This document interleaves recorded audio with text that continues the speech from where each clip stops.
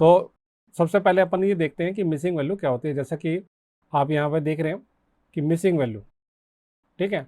Missing value क्या होती है, जब भी अपने पास में डाटा आता है तो अपना डाटा कुछ इस तरह की फॉर्म में आता है, अपना रो और कॉलम की फॉर्म में, ठीक है। इस तरीके से CSV के अंदर अपने को डाटा मिलता है रो और कॉलम की फॉर्मेट के अंदर, इस तरीके से। जैसे कि आपका डाटा यहाँ पर मिल गया, नेम, एज, ठीक है, और आपका हो गया जेंडर, और यहाँ पर हो गया आपके मान लो इनकम। अब जैसे नेम हो गया ABC कुछ भी यहाँ पे, और यहाँ पे मान लो डाटा गायब है, यहाँ पे BBC कुछ भी, फिर से एक आपकी रो है यहाँ पर, ठीक है। इस तरीके की एक और रो है आपकी यहाँ पे आप CCC, फिर एक और रो है यहाँ पर, और यहाँ पर डाटा मिसिंग है, ठीक है।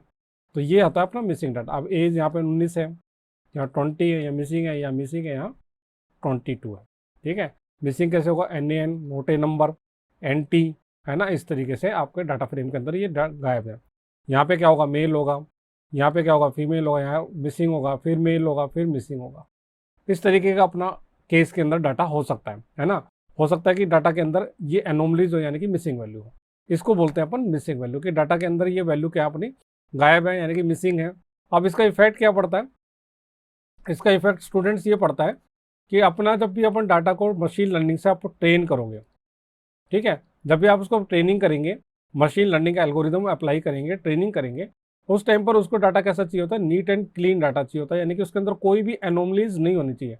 या तो ना तो उसके अंदर मिसिंग वैल्यू होनी चाहिए, ना उसके अंदर आउटलायर्स होने चाहिए, और ना ही उसके अंदर आपके जो डाटा टाइप्स है वो भी, डाटा टाइप्स भी सही तरीके से होने चाहिए, है ना। ये सारी एनोमलीज हैं, कुछ और भी बहुत सारी एनोमलीज होती है, जिसमें से एक एनोमलीज आज अपन देख रहे हैं, मिसिंग वैल्यू। अब इससे क्या होगा कि आपका एरर आएगा, है ना, आपका मशीन लर्निंग एल्गोरिदम बनेगा नहीं, बनेगा भी तो आपका स्कोरिंग में इफेक्ट पड़ जाएगा। अगर एनोमलीज होगी तो आपका स्कोर अच्छा नहीं आएगा, आपकी मशीन अच्छी तरीके से ट्रेन नहीं होगी। ये होती है मिसिंग वैल्यू का इफेक्ट, ठीक है। अब इस मिसिंग वैल्यू को अपन कैसे हैंडल कर सकते हैं। अब यहाँ पर आप दो चीज़ें देख रहे होगे, ये आपका आपका न्यूमेरिकल वेरिएबल है, यानी कि न्यूमेरिकल फीचर है अपना, ये न्यूमेरिकल है, ठीक है, न्यूमेरिकल डाटा जिसको बोलेंगे, और ये कैटेगोरिकल है, ठीक है। दो तरीके का अपना डाटा है, numerical and categorical. Numerical variable को जब अपन, यानी कि न्यूमेरिकल फीचर को जब भी आप इंप्यूट करोगे तो किस किस तरीके से अपन कर सकते हैं। इस एज वाले कॉलम को या तो अपन मीन से रिप्लेस कर दें, यानी कि इसका एक एवरेज निकाले कि कितना आ रहा है। मान लो 18 पॉइंट समथिंग 87 कुछ आ रहा है, तो उससे रिप्लेस करवा दो, यहाँ पर 18.7 भर दो, ऐसा अपन इसको बोल सकते हैं ना। यहाँ पर भी 18.7 भर दो, इस तरीके से अपन रिप्लेस कर सकते हैं। मीन फंक्शन से अपन सीखेंगे, मीडियन से रिप्लेस कर सकते हैं, मीन से मीडियन से रिप्लेस कर सकते हैं, है ना। मोड से भी अपन कर सकते हैं, मीन मीडियन मोड से रिप्लेस कर सकते हैं। या फिर कोई पर्टिकुलर वैल्यू, यहाँ पे आपको करना है 0, तो कोई पर्टिकुलर वैल्यू यहाँ पे आपने कर दिया 0, ठीक है। यहाँ भी 0, यहाँ भी 0, है ना। वो आपके IQ पे डिपेंड करेगा कि अपन किसकी वैल्यू को कहाँ क्या डाल सकते हैं, ठीक है। इस तरीके से भी अपन कर सकते हैं। तो ये तो था न्यूमेरिकल वैल्यू की सी बात, है ना। और अब अपन बात करते हैं कैटेगोरिकल की। अब कैटेगोरिकल वेरिएबल के अंदर क्या है कि कैटेगरीज होंगी, मेल, फीमेल, इस तरह की कैटेगरीज होंगी। अब इसको अपन कैसे कर सकते हैं, इसको अपन, एक तो तरीका ये है कि इसको अपन मोस्ट फ्रीक्वेंट वैल्यू से कर दो, परंतु सबके फायदे और नुकसान हैं यहाँ पर, है ना। सबके फायदे नुकसान है।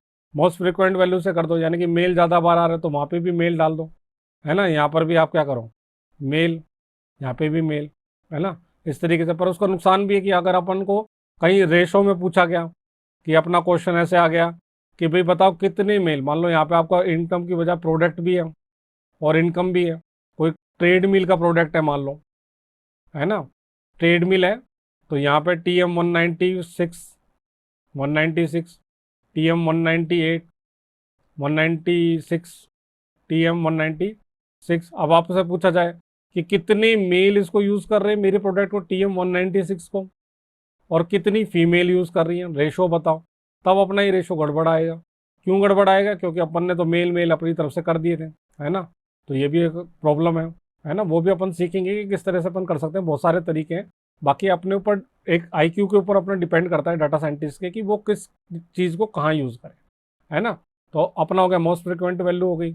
अब अपन कर सकते हैं बैकवर्ड फिल कर सकते हैं, यानी कि या फॉरवर्ड फिल कर सकते हैं। बैकवर्ड यानी कि पीछे की वैल्यू जो आई हुई है, यानी कि यहाँ मेल आई हो तो यहाँ भी मेल डाल दो, है ना, इस तरीके से कर सकते हैं। फॉरवर्ड फिल कर सकते हैं अपन कि पीछे यहाँ से फॉरवर्ड से यहाँ से उठा करके यहाँ वैल्यू डाल दो, यहाँ डाल दो, इस तरीके से, है ना, इसको फॉरवर्ड फिल बोलते हैं। या फिर एक और तरीका होता है जो कि अपन आगे सीखेंगे मशीन लर्निंग का, कोई एल्गोरिदम लगा दो क्लासिफिकेशन का, ठीक है, जैसे KNN। अब उसमें क्या करो कि जहाँ जहाँ तो डाटा है उसको तो ट्रेनिंग में ले लो, ठीक है, उन उन रोज़ को तो आप ट्रेनिंग में ले लो, और जहाँ जहाँ डाटा आपको गायब था जिन जिन रोज़ में, उसको टेस्टिंग के अंदर ले लो, ट्रेन करवा दो, फिर वहाँ से नियरेस्ट जो भी वैल्यू है वही अपने आप ही ढूंढ लाएगा। तो ये सबसे बेस्ट तरीका है अपना, है ना, ढूंढने का। इनको अपन अपन किस में करेंगे, एनकोडिंग कर लेंगे मेल फीमेल को, और फिर नियरेस्ट ढूंढ लाएंगे और फिर उसको फिर कन्वर्ट करवा देंगे, है ना। ये एक लंबा तरीका है मशीन लर्निंग का।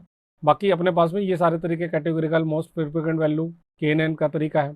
तो ये सारे तरीके क्या हैं अपने इसको रिप्लेस करवाने के। यहाँ पर भी कर सकते हैं अपन, ये बैकवर्ड फिर फॉरवर्ड फिर यहाँ पे भी चला सकते हैं, है ना। अगर यहाँ चलाना चाहो तो यहाँ भी चला सकते हैं, बैकवर्ड फिर फॉरवर्ड फिर, कोई दिक्कत नहीं है कि बैक की वैल्यू से फॉरवर्ड की वैल्यू से, इस तरीके से यहाँ भी चला सकते हो।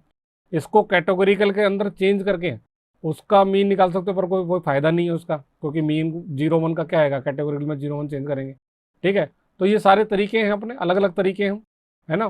बाकी फिर अपने ऊपर डिपेंड करेगा कि अपन किस चीज़ को कहाँ यूज़ कर रहे हैं, है ना, किस तरीके से अपन उसको डाटा को इम्प्यूट कर रहे हैं, वो अपने ऊपर डिपेंड करता है। तो ये अपना तरीके थे न्यूमेरिकल के और कैटेगोरिकल का। क्या क्या तरीके थे, न्यूमेरिकल में मीन से चेंज कर दो, मीडियन से कर दो, मोड से कर दो, कैटेगरी में मोस्ट फ्रिक्वेंट से कर दो, क्लासिफिकेशन का एल्गोरिथम चला दो, बैकवर्ड फीड कर दो, फॉरवर्ड फीड कर दो, है ना। और एक और तरीका होता है जिसके अंदर प्रैक्टिकल सेशन में अपन देखेंगे कि दोनों को, इसको भी एक साथ और इसको भी, दोनों को एक साथ करना अपन सीखेंगे, ठीक है।